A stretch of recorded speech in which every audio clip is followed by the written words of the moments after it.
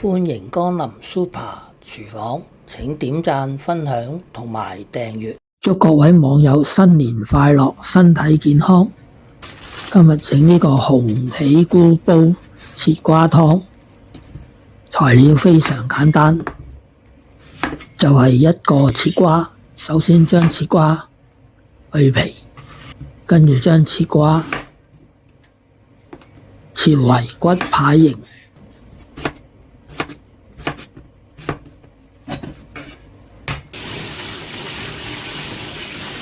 跟住將切瓜沖洗乾淨，盛起備用。切數塊薑片，盛起備用。鴻喜菇去尾，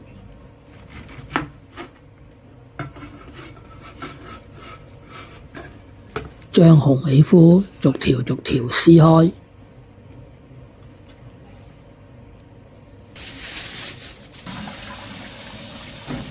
跟住將鴻喜菇沖洗乾淨，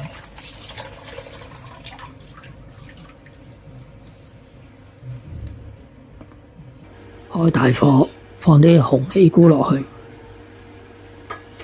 將鴻喜菇爆香。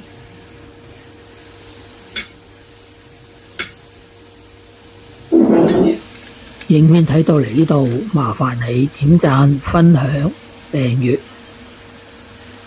有你哋嘅支持就係我拍片嘅動力。見到啲鴻喜菇都出晒水啦。咁樣我將鴻喜菇推埋一邊，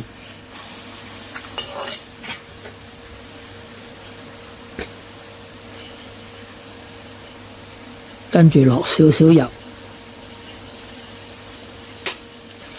放入薑片，將薑片爆香，跟住同埋啲鴻喜菇一齊兜勻。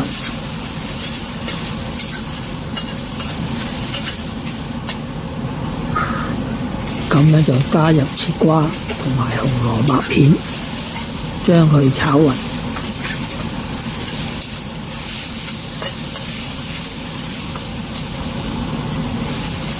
大約加入2碗水，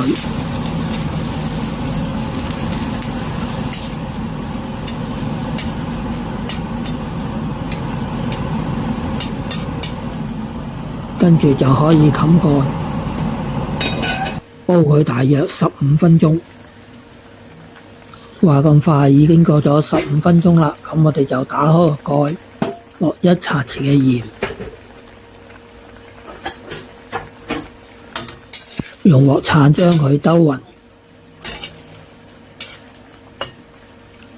咁樣就將佢倒落去個碗度。